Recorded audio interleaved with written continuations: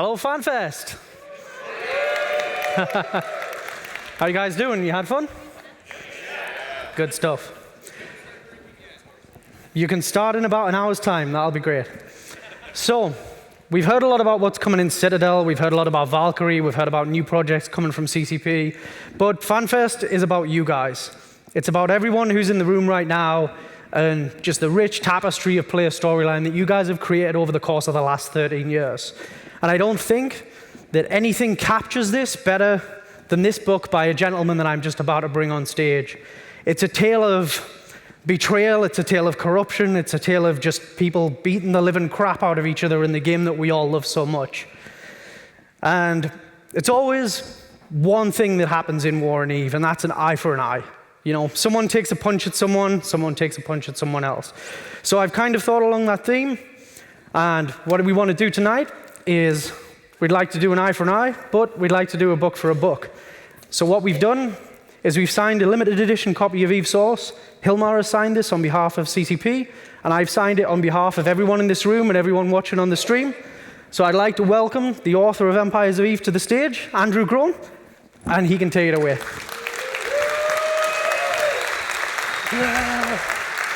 Kill it, man. Thanks, man. Oh, this is so cool. Oh my God. I don't know if you guys know this, but this book is amazing. Like when I first started working on my book, Empires of Eve, I took a copy of Eve Source to my designer and to the manufacturer who works with the printing factory and everything like that, and I was like, give me this. I want exactly this. Because I wanted to have continuity. I wanted it to sit and look really nice on the shelf and right next to Eve Source because I idolized that book. It was so cool. Anyway, so yeah, as Falcon said, my name is Andrew Groen. I am the author of Empires of Eve, A History of the Great Wars of EVE Online. And today we're going to be talking a little bit about the Great War, which took place back in 2007, 2009. And so my book, Empires of Eve, is basically the study of what goes on out in nullsec. It is an attempt to document a lot of the narrative of nullsec. It starts way back in probably even late 2002, 2003 in the alpha and beta phase of EVE Online, and it's about how the first corporations got started. It's about how the first nullsec governments began to form. It's about how those governments began to come into contact with each other and how their ideologies began to clash with one another. Because we kind of take that for granted nowadays in nullsec, that nullsec is the way it is because it's always been that way. But in the early days, there were a lot of clashing ideologies about how nullsec territories should be used. Should they be locked down to the mightiest power? Should they be free and open to the public of Eve? And there were all these different ideologues and political icons who would come out and, espouse their ideologies about how this territory should be used, all of these different things. And so it's the study of these governments and how these governments formed and what these governments believed and the leaders who led these societies of thousands of players. In the early days of EVE, it would have been, in the hundreds or even sometimes in the dozens as corporations themselves were fighting these wars in nullsec. And then as those groups grew and as they gained power, it's the story of eventually how they banded together into alliances and coalitions for protection against other alliances and coalitions, and eventually how they banded together into super coalitions to defend against other coalitions.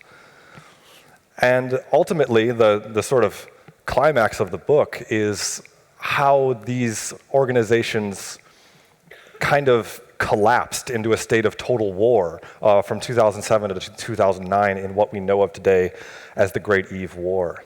And you'll notice I refer to it as the Great Eve War because to me it's not just an event that took place in EVE Online. To me, the massive things that happen in nullsec, the really earth-shaking events that take place out there, these are parts of human history. They're things that register to me on the scale of real-world battles. The cliche is Eve is real, but to me, that actually rings really, really true. And so I wrote a book about it, and it's called Empires of Eve. And what we've done, if you've ever seen me talk before in the past, what I did with last year at Fanfest and at a couple of different speeches before was we examined some of the three main causes of what I believe really sparked the Great War in the first place. And today we're going to do something akin to like the sequel to that. We're going to see what actually happened once the Great Eve War actually got started. And to begin with that, we'll go over like just a little bit of what it was like in that previous talk. In late 2006, three really major events are what shaped all of NullSec and really are what precipitated, like they were the three dominoes that started everything tipping down, as far as I'm concerned, as a historian. Other people may disagree. And so the first of these, if any of you have seen the little movie that I put out to commemorate the launch of my book, is an event that I refer to as the Siege of CJ6MT. And it is about basically the last stand of the Russian community in Eve. In 2006, the Russians were basically the lords of the South. They controlled probably I would say about 5 to 6 regions. The entire Southeast was owned by an organization known as Red Alliance, which was basically entirely Russian. But over time, a lot of organizations started to view Red Alliance as unworthy of holding this territory, or they viewed themselves as the proper owners of the Southeast. And they came together, and they formed a union that I refer to as the Coalition of the South. At the time, they called themselves the Southern Coalition, but when you're writing a book about Eve, basically every 6 months there's a new organization called the Southern Coalition, so it gets very confusing very quickly. So I came up with a new name. It's the Coalition of the South, just a little bit of differentiation to help people out. And so the Coalition of the South comes together and basically wipes Red Alliance right off the map. And Red Alliance is pushed back to essentially one last, not even one last system, but one last starbase in the system CJ6MT. And in kind of a stunning battle, reminiscent of great last stands of history, honestly, the Russians are able to hold off a fleet of over 400 with only 70 defenders. And they cement their place in NullSec, and they are able to actually kind of scare this much, much larger, much wealthier, and much more well-equipped alliance that we call the Coalition of the South. And the catch to this is that it's not just about this one battle, because this battle is actually being observed. There's a third party inside the Coalition of the South fleet, a Goon diplomat and spy by the name of Vile Rat. And he's observing this battle because he's on the lookout for allies for the Goon Swarm, who was a very young organization at the time. And what he sees convinces him at the battle of CJ6MT, the siege of CJ6MT, convinces him that the Russians are the future of Eve, the future of NullSec, the future of Goons. And he goes back to his alliance mates and he says, we need to form an alliance with the Russians. And the conventional wisdom inside of Goon Swarm at the time becomes, we need to ally with the Russians because either we're going to be allied with them or we're going to have to fight against them. And forget that. They already beat a fleet of 400 with just 70. What are we going to do? And so Goons has set up a meeting with Red Alliance, and they form a coalition between the two alliances, and they become known as Red Swarm Federation. And they also bring in a French outfit known as Tau Ceti Federation, and they become Red Swarm Federation. I don't know a whole lot about the French Tau Ceti Federation, but for your benefit, I have heard them called in the past Gallic Space Ninjas, so they were quite capable pilots themselves. And so that event that unites Goon Swarm, Red Alliance, and Tau Ceti Federation to form Red Swarm Federation becomes one of these dominoes that I'm talking about, and they set out on sort of a quest for revenge against the Coalition of the South. The second event, that we're going to move through this pretty quickly, the second event is between two organizations, one known as Band of Brothers, and the other known as Ascendant Frontier. At the time, Band of Brothers was by far the most powerful organization in NullSec, by far the most powerful alliance. But in second place was this group known as Ascendant Frontier. And Ascendant Frontier were incredible builders. They were industrialists. They weren't necessarily military pilots. Band of Brothers was a strictly military organization. They were, some would say, actually kind of a fascist organization because they had this this system where once you joined Band of Brothers, or at least the main corp of Band of Brothers, known as Evolution, you gave up all of your belongings like a monk or something. You dedicated it towards the Alliance, and the leader of the Alliance would be able to control those assets, and you became sort of the instrument. And the leader of that Alliance was a man named Sir Mole, who not enough players these days know who Sir Mole is. He was by far the most powerful man in EVE back in 2007, when this story begins. And so, for reasons we don't have time to explain, Band of Brothers decides to invade Ascendant Frontier, and they end up actually destroying Ascendant Frontier. And this in itself is not hugely significant, but what ends up happening is Band of Brothers hugely upsets the balance of power out in Nullsec.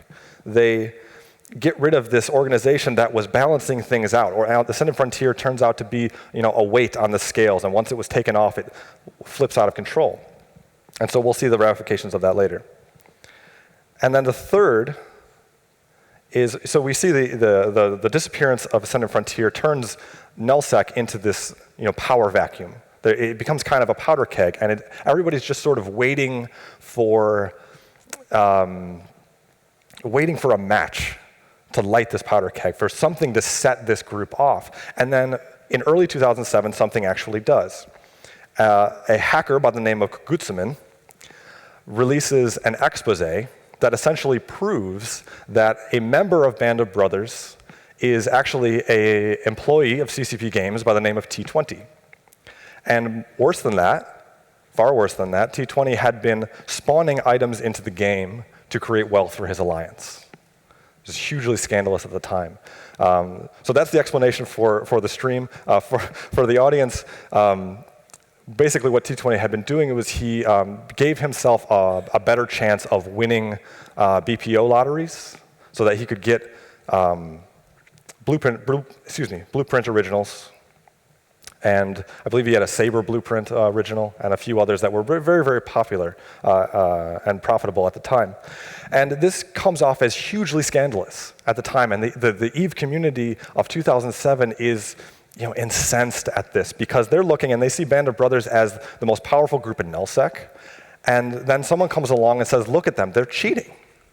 And it makes sense to them in that moment. To many of you, even at the time, it made sense. They said, look at this spectacularly powerful organization.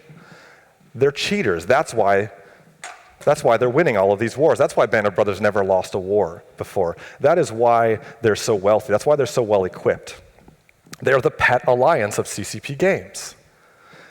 And the other leaders who are out in Nullsec, they've seen what happened to Ascendant Frontier.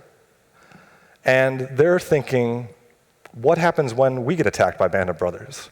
We weren't even as powerful necessarily as Ascendant Frontier. How are we going to hold back, the iron tide of Sir Mole? And so they see this, my interpretation of these events is they see this controversy, and they say, this is our opportunity.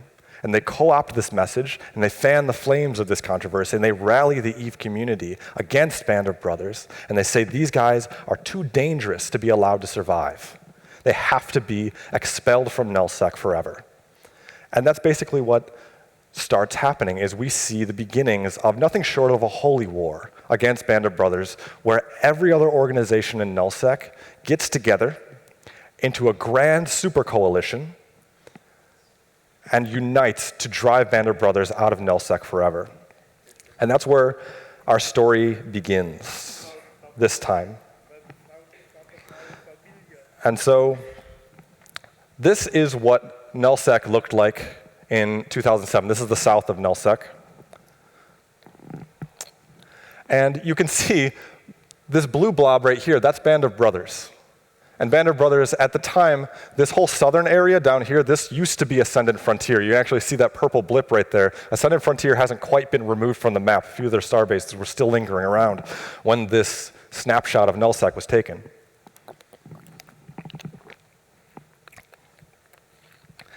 And so Band of Brothers has moved in and has conquered most of Ascendant Frontier's territory. They've absorbed a huge amount of the old Ascendant Frontier corporations, and they've become fantastically powerful and fantastically wealthy. They become the lords of the South as well as the Southwest. And so if you look, that's Band of Brothers. As we talked about, Band of Brothers is extremely militaristic. They are extremely aggressive. They have the stated ethos that they have the manifest destiny to go out and to conquer all of EVE Online. And so this was actually a thing that they talked about internally called Operation Clockwise. They were so cocky and cocksure that they were going to move around the map clockwise and conquer every other alliance one by one. So not only were they going to conquer nullsec, they were going to call their shot every time. They're going to say, we're coming for you guys up north first, and then we're coming for you in the northwest, and then we're going to come and we're just going to barrel everybody down one by one. Sir Mole of Band of Brothers was actually featured in an article in the New York Times talking about this plan, in which he says that he doesn't believe that EVE can actually be conquered militarily, but you can control the people through economic or through political means. That's what they set out to do. And so their goal is to kind of, conquer all of nullsec, and then they will amass the might to march on highsec and overthrow the great empires of lore and defeat Concord, and then fly to Iceland to overthrow CCP games. And so, okay, we look over here, and that's Band of Brothers. We've also got Lock of Volterra. A lot of these other organizations up here we don't have time to get into.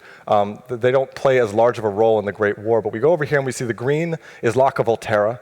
Lock of Volterra is largely quite similar to Band of Brothers. They are, again, one of the top 4 major powers at the time in EVE Online. They're sort of loosely allied with Band of Brothers. Actually, their main ally was Ascendant Frontier, but that's not really an option anymore. And so they're kind of relying on Band of Brothers for support. And Lock of Volterra was sort of the foundation of the Coalition of the South that Red Swarm was fighting against in the first place. And Red Swarm has prosecuted their war against the Coalition of the South, and they've been spectacularly successful. You can see up there that red huge blob up there, that is now the territory owned by Red Alliance. Red Alliance spreads out from just one last starbase to a dominion that spans probably over 300 different star systems. And so you've got them, you can actually see those warning signs up there are indications of battles that are happening in those regions. So they're actually, at this moment, as this screenshot is being taken, they're pushing forward and taking over the territory of the Coalition of the South one by one. And there's actually one right there in Lock of Volterra's territory as well. So they're pushing into Lock of Volterra's territory. This is what's happening really at the start of this whole thing. And so we've got Band of Brothers, Lock of Volterra, Red Alliance, Red Swarm Federation. And so this is the north. There's a whole lot less going on up here. There's a much simpler thing. You can see the blue tip of Band of Brothers Empire. That's the sort of the northern reaches, and then Rise is an ally of theirs as well. And so everything north of UWhat and north of CDC and Pure, that's an organization known as the Northern Coalition. And the Northern Coalition was probably the most populous organization at the time. They had huge numbers. They were spectacularly powerful and profitable, but they weren't necessarily a military power. They weren't, at the time, necessarily able to attack someone like Band of Brothers single-handed. And so this is where our story this time begins. So most of that's basically preamble that I've talked about before. What we're talking about now is what happens after the expose that launches this holy war against Band of Brothers. And so basically these slides are like my notes. You don't even really have to pay that much of attention to them. But here we go. Band of Brothers has just finished up its war against Ascendant Frontier. Red Swarm is trying to tie up its war with the Coalition of the South. You remember, Red Swarm only has one last organization in the Coalition of the South left to go. They've got Lock of Volterra. It's the most powerful organization, but they have to finish out that part of the war. And so what they decide to do is the remaining parts of the Coalition of the South are split in two by Red Swarm Federation. Red Swarm Federation basically carves a wedge right in the middle of them.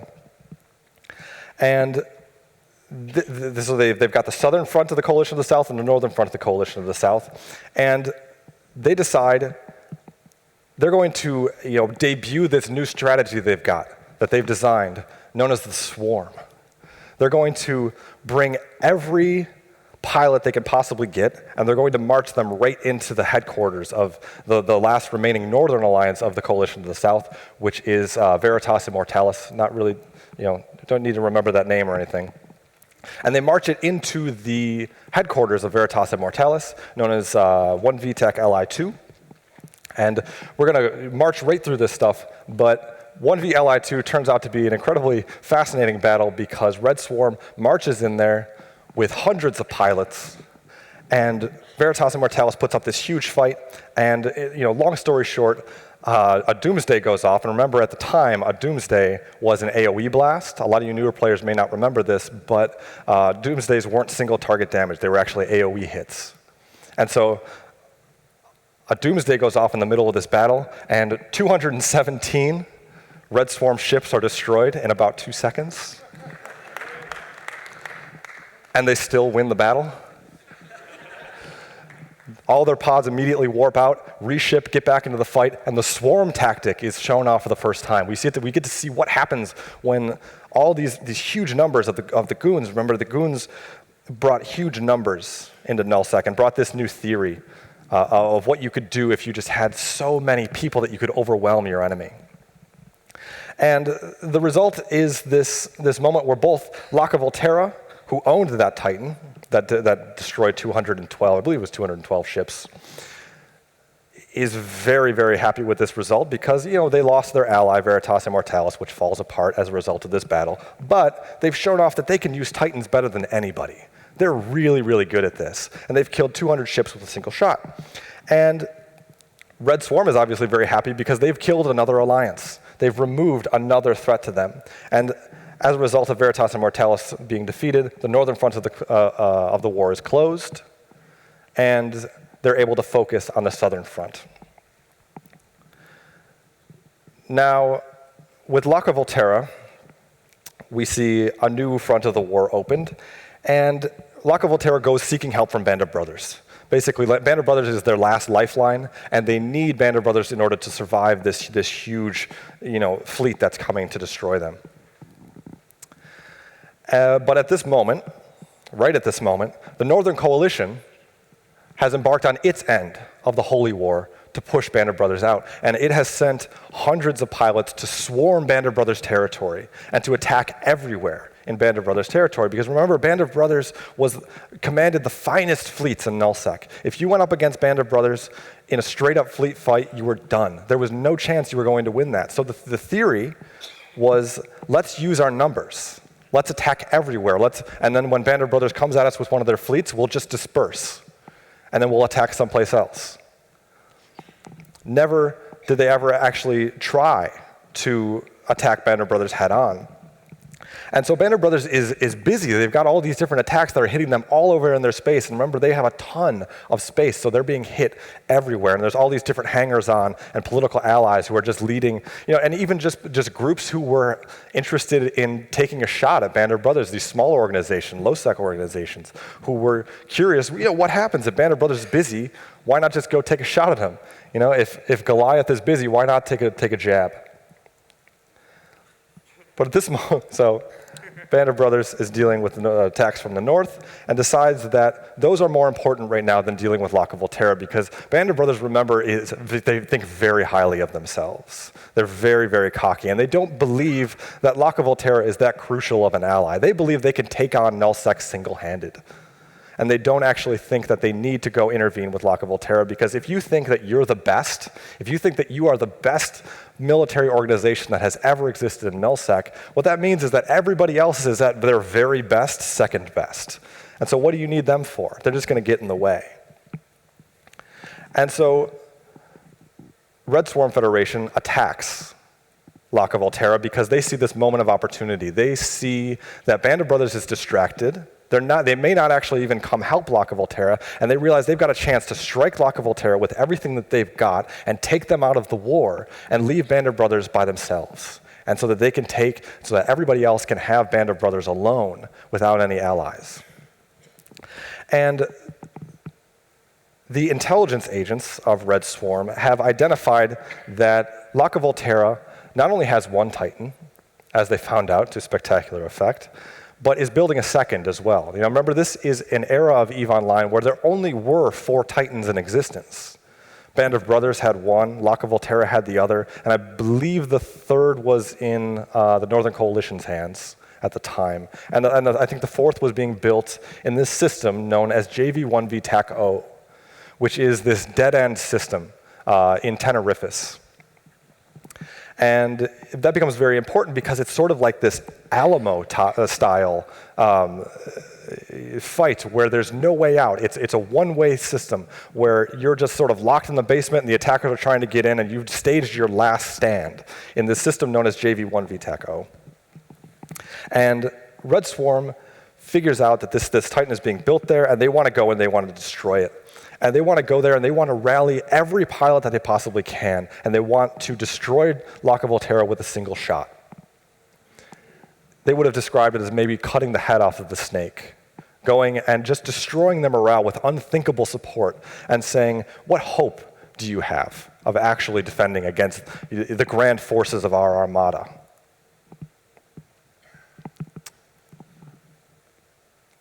And so all of these different organizations, they show up, and everybody who is looking at Red Swarm and saying, these guys are the future. Look at what they've been able to accomplish in the Southeast. They've conquered 4 whole regions. This is an opportunity to get in on the ground floor, to sort of kiss the ring of royalty right as royalty is ascending.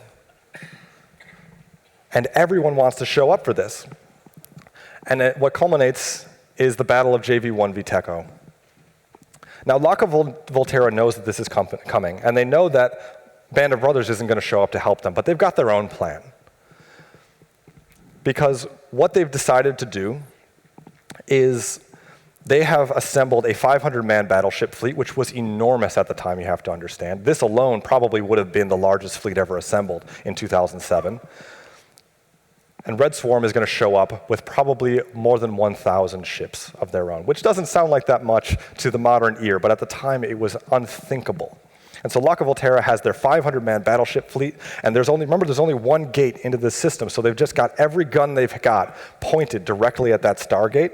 And then on the other side of the Stargate, they've got their Titan in a system called MRPN-3.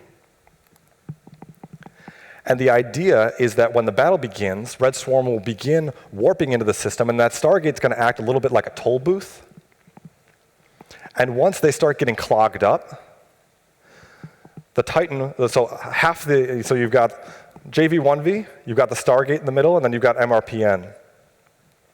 And as the fleet starts warping into JV1V, half the fleet will be stuck on the other side of the Stargate. The Titan jumps in, the fleet's all clustered around on the Stargate.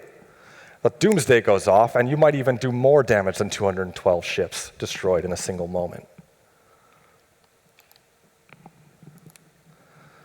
Now, Red Swarm has a little bit of a plan of their own. They come at the head of more than 1,000 pilots, but they have some kind of understanding. They know that it's going to be too much to get through that single Stargate, so they take 300 of those ships, and they log them off inside the system, inside of JV1V the night before. And so you've got 300 pilots already logged off inside the system. You've got 500 battleships pointing all their guns at the Stargate. You've got the Titan hiding in MRPN-3, and you've got Red Swarm trying to get through that Stargate. And the day of the battle comes, and everything's going according to plan. Red Swarm is pushing their way through that Stargate. The Titan warps in and has half of the Red Swarm fleet in its sights.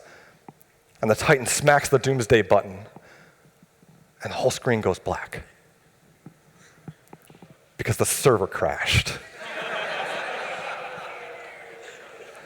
And now everybody's frantically trying to get online. They're all, you can imagine this great battle is about to happen, and they're stuck typing their password into the login screen.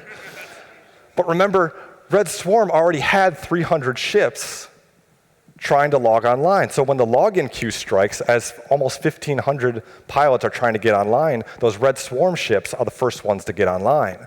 And so there are 300 Red Swarm ships, fully equipped, they have their fleet commander online, they have a great chain of command set up and everything, and they're alone inside this system, and they start attacking the Lock of Volterra derelict fleet that's still floating through space in JV1V. And they're able to destroy that entire defense fleet without even a fight as Locke of Volterra starts logging on in ones and twos, maybe 5 at a time, 10 at a time, no fleet commander anywhere in sight, completely disorganized. And the Battle of JV-1V TAC O ends without a battle at all. And this proves to be such an event of such gravity and such discouragement for Locke of Volterra that it destroys the entire organization. If any of you are fleet commanders, you know how hard it is already to get people to commit their entire Saturday to a fleet op. Imagine what it would be like if the server was going to crash and then you were going to lose the battle without even getting a chance to fight it. And so these pilots stop showing up for the battles, and Locke of Volterra falls apart from sort of internal strife as a result of this. Most of these organizations go and join up with Band of Brothers. This is very, very crucial, including Shinra Corporation, which was sort of the main military wing of Locke of Volterra, and they bring Locke of Volterra's Titan over to Band of Brothers to continue prosecuting this war, because this Band of Brothers is their best opportunity. They know that the war is going to continue, and they know that Band of Brothers is the best opportunity for them to get their revenge against Red Swarm Federation. Now, Red Swarm Federation continues pushing Locke of Volterra through its territory, and they're bitterly fighting this struggle out to the very, very end. They're shooting down every freighter that they can get their hands on. They're taking down everything that Locke of Volterra doesn't take with them. And within just a few weeks, Red Swarm has mopped up the last resistance of Locke of Volterra, begins cleaning out their star bases, and takes sovereignty over much of the entire southeast of EVE Online. And so now, excuse me. All right, so now the whole war gets a lot simpler, because now all of Nullsec is divided into basically a triumvirate. You have Red Swarm Federation in the south and east, you have Band of Brothers in the south and west, and then you've got the Northern Coalition in the north. And it's very, very simple. Northern Coalition and Red Swarm have a non-aggression pact and a sort of a joint agreement, a loose agreement to work together in prosecuting the war against Band of Brothers. And so meanwhile, while all of this is going on, Band of Brothers has decided that they can't just sit back and be attacked by all these Northern Coalition fleets everywhere in their territory, and they hire an organization known as Mercenary Coalition. What's up, guys? Were you waiting for that? And so Mercenary Coalition is hired to go into the north and get the northern front of the war under control. And so Mercenary Coalition heads north, and we're not going to go too deep into why this happens, but basically all of the Northern Coalition's attacking fleets, like their battle-hardened fleets, are in the south attacking Band of Brothers. So the Mercenary Coalition gets into the north and is facing off basically against militia and starts mopping the floor with them. They bring motherships and they bring carriers and these drone strategies that people in the north hadn't seen before, and they just completely mop the floor with them. And in the matter of about a month, the entire face of the North is changed. It starts turning blue, a Band of Brothers, and Mercenary Coalition is literally just giving Sav away to whoever will take it because they can't hold anymore. They're doing so well against the Northern Coalition militia. And there's this wonderful quote that I got from the Goon archives of their own histories of what happens here. And it refers to an older event in which the Northern Coalition sort of antagonized, in the Mercenary Coalition's view, antagonized Mercenary Coalition. And it says, the Northern Coalition would regret screwing with Mercenary Coalition in the very near future, as Mercenary Coalition would descend upon them like the wrath of God. If you say so.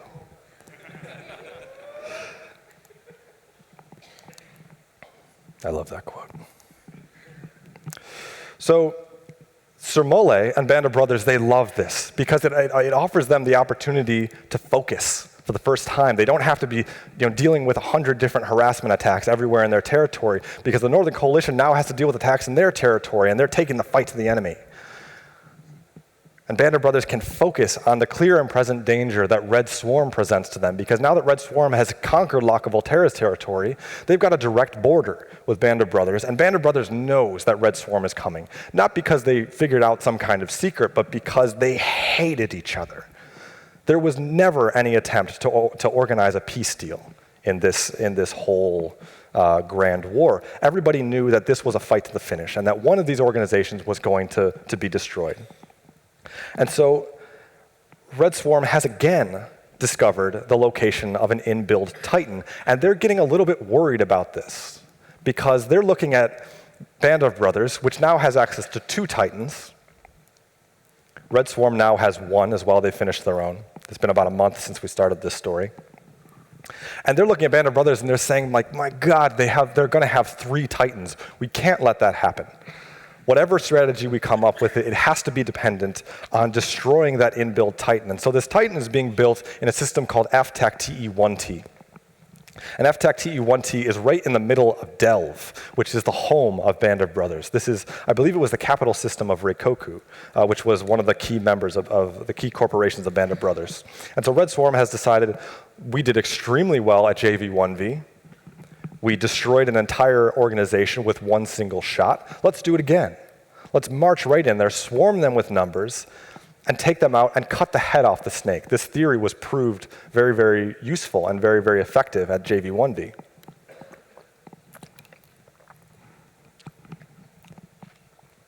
And so Red Swarm, again, rallies every pilot that they can find. This is the theme with them. This is what they did back then. And they march them straight into the heart of Band of Brothers' empire in an effort to kill this 3rd Titan. Because if Band of Brothers gets a 3rd Titan on their hands, there's going to be no way that they can actually turn the tide in this war. And it culminates in what became known as the FTAC TE1T honeypot. So Red Swarm knows this is a crucial battle and wants to destroy Bob with a single blow. Bob knows the attack is coming, and confidently, what they want to do, they know this huge fleet is coming, and they know that their members know that this huge fleet is coming, and so they want to bolster their pilots' confidence. They want to say, like, yes, please log in for the battle because we're going to win. We're not just going to put up a fight, we're going to beat them. And so what Sir Mole, he posts on the forums, just trying to confidently project confidence, and show people that he was ready for this fight. And he writes, we're expecting something in the range of 200 to 300 capital ships total, 2 to 7 Titans, 5 to 25 motherships, and 5 to 10 support fleets, numbering at least 100 each. He's basically describing the scariest fleet that has ever been formed in the history of EVE Online up to this point. And so a Goon FC replies, not far off. And what are you guys bringing? And Sir Mole replies with only 2 words. Our balls.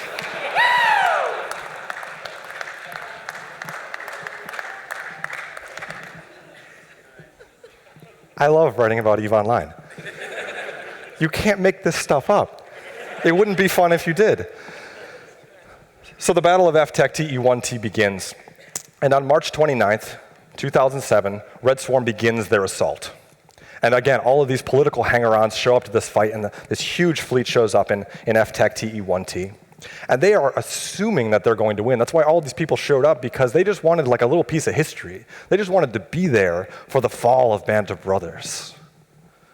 Victory was assumed.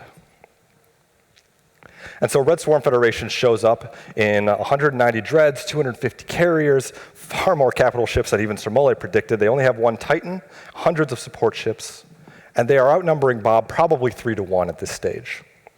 Band of Brothers has, I think, somewhere in the range of 300 to 400 ships of its own.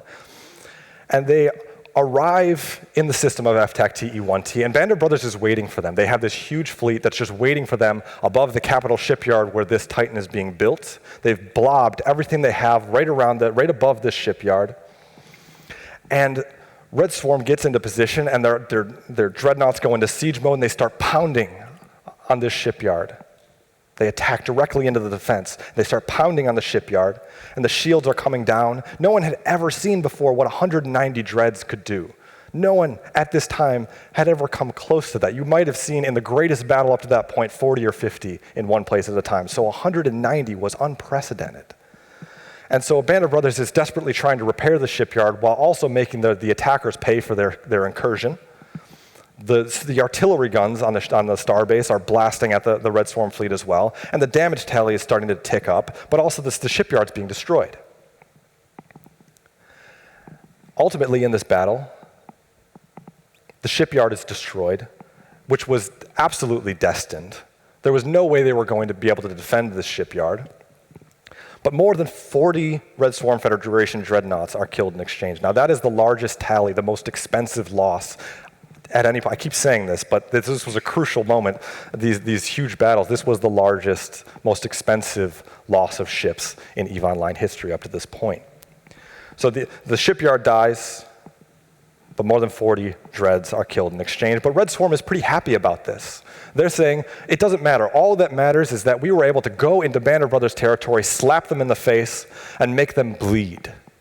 That's the real lesson from this. That's what they really wanted to take away from this, was proving to the rest of EVE Online that not only was Band of Brothers mortal, but that victory against them might actually be assured. It might even be certain that they were going to destroy Band of Brothers. So the in-build Titan dies in exchange for a huge tally. Or does it? Here's what really happened. 2 days later, on April 1st, Sir Mole confesses that the Titan was killed and posts on the forums and congratulates them. And people are so jovial that they don't notice the date. It's April Fool's Day. So the next day, Sir Mole announces that he's been having some fun with people.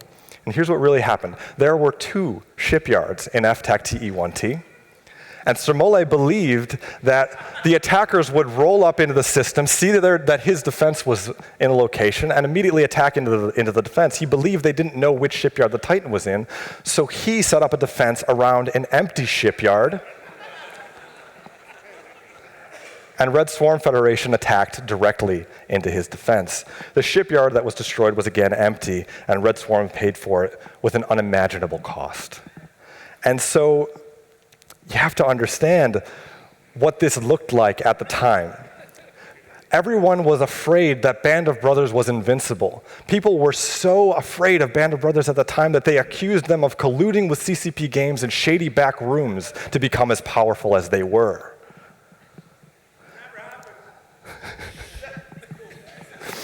So the battle that was meant to crush Band of Brothers instead made them look brilliant. Sir Mole looked like this titan of men who was a brilliant strategist, and Red Swarm Federation looked foolish and easily duped.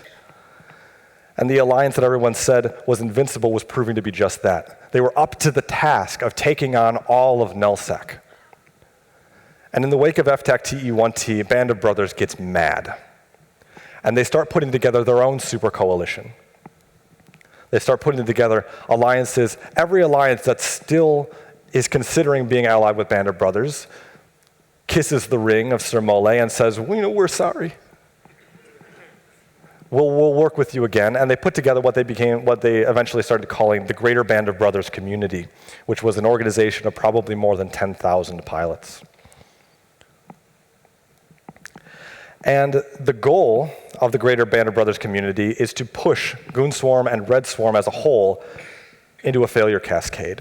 They adopt this sort of bulldozer posture, and they continue just pushing one system after the other, knocking down every starbase that's in that system and taking SOV away from these regions one after the other.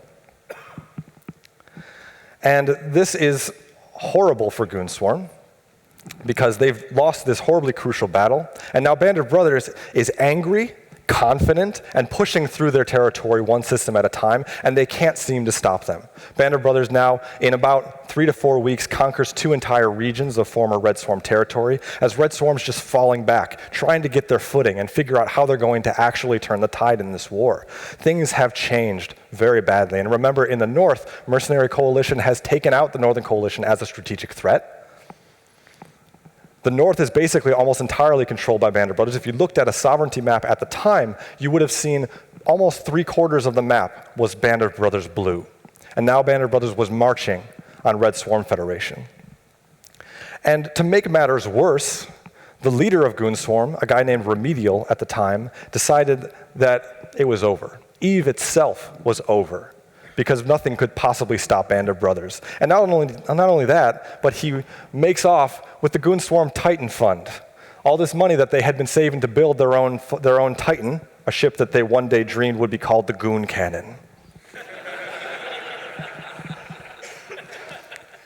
He disappears with all of this, but I believe half of that money, billions of ISK, even in 2007, that was an unbelievable amount of money. And he was never heard from again, in Eve at least. And he appoints the Mitanni to be his successor, even though the Mitanni privately said he didn't want that job. And things were already bad, but now they'd lost their leader since their beginning. This was their founding father. And he decided that the war was hopeless. He wanted to get out. And the speculation was he didn't want to be blamed for the fall of Goonswarm and EVE Online, so he gets out and hands the reins to the Mitanni.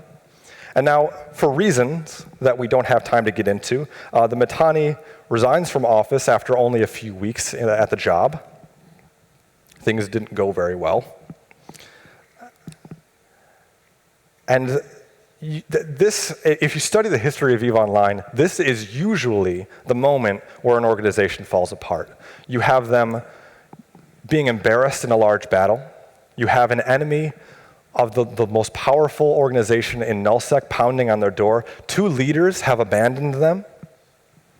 Any other alliance that I've studied in the history of EVE would have collapsed from this much drama, but Goons survived. And it's very interesting to consider why. Goons are Goons first. They aren't EVE players first. This is an important factor in the history of Goonswarm because it means that they will stick together through much, much more trying things than any other organization can handle because there is no option for them. The Goons are not going to go play in another non-Goon organization. It's just not how it works. And so they stick together through very, very trying ordeals, even losing 2 leaders in a matter of weeks. And a fleet commander known as Sesfan Kala is appointed to lead Goonswarm. And Sesfan Kala is, he's referred to in the archives as sort of a no-nonsense, business-oriented fleet commander who kind of had a calming effect on Goonswarm, takes control of the organization, and things finally begin to calm down. They have a sort of military leader at their helm, and it brings the Goons back from the brink. And it's very, very important because without Goonswarm, Red Swarm had no chance. Goonswarm was the firepower. They were the line pilots. The bulk of their armies would have been Goons at the time. Not only do they not collapse internally, but under their new leadership, they're sort of inspired. They see Sesfan Kala, and they're inspired by what he's able to achieve. And in June 2007, so the war's been going on for about 6 months by now, Band of Brothers has conquered 2 to 3 regions of Red Swarm territory, but they're able to stop Band of Brothers' momentum in a system called 9TAC980U in Tenerife. There's a factory in 9TAC9 where the bulk of this fighting takes place. And for 2 weeks, every night there's a battle about the factory in 9TAC9. And on June 20th, everything changes because CCP introduces a nerf to Titans. And I believe at the time, I'm not 100% on this at the moment, but I believe it was a nerf that allowed them to be tackled and warp disrupted. And 2 days later, a battle erupts over the system next door to 9TAC9 in 46 DP TAC 0, and Sir Mole was there with his avatar flagship, which he called Darwin's Contraption, which is an Evolution reference. The main corporation of Band of Brothers was named Evolution. And so this was the key to Band of Brothers' success at the time. They had all of these Titans. They had 3 Titans now, remember. And no battle could possibly be won because they would bring 3 Titans to the fight and wipe out any fleet. And if they didn't have their Titans in position, they would just refuse to take that fight. But on June 22, probably about 30 hours after the patch comes that introduces the Titan nerf, Sir Mole himself is in 46 DP, and he's piloting this Titan, and he maybe actually doesn't fully understand the new mechanics. Maybe he didn't read the patch notes. And he's tied down. He warps into the fight, blasts off a Doomsday, but not every ship is killed. And there's an interdictor who's able to tie down Sir Mole's Titan. And all of Goonswarm and Red Swarm Federation comes running, and they start pounding their guns into their hull. And there's actually surviving video of this, which is very rare from this era. And it's so much fun. A lot of you have probably even seen this video, where the very first time a Titan had ever been killed in combat occurs on June 22 in the system 46 DP. And it's very, very fun to watch. You can hear hundreds of Goon pilots cheering on the fleet comms. And you can actually hear, my favorite part is if you listen closely in the background, you can hear, "Here's to the finest crew in Starfleet." Because somebody turned on the Picard song in the background to celebrate.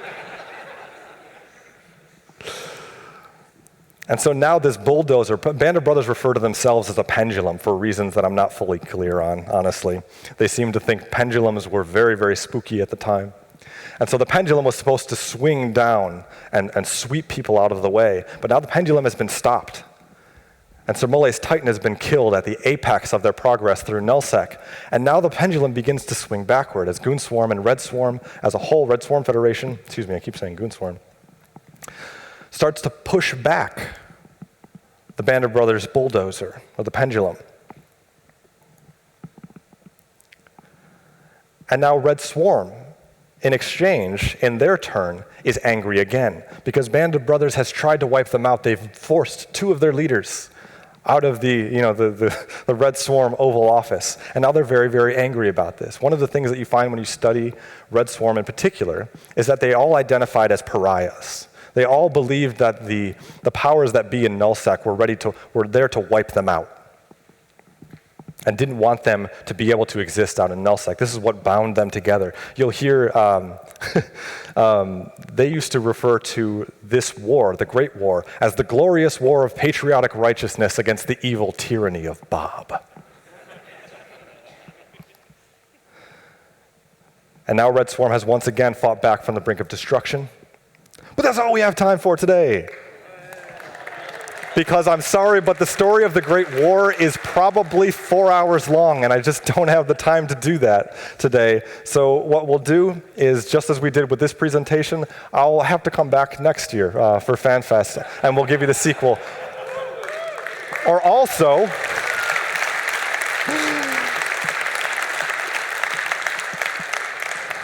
I'm going to be perfectly honest with you, I got kind of wrapped up in the story and forgot that this slide was coming. And so that this actually cliffhangered me as well. I have a book out. It's called Empires of Eve, A History of the Great Wars of Eve Online. The end of this story is in that book. A great many other stories are in this book. Unfortunately, I have to tell you that it is only available in physical versions on Amazon in the United States. Amazon won't ship internationally for me at the present moment, but we're working on that. But if you're interested, the ebook version is available in most countries. Thank you so much for listening, and enjoy FanFest very much.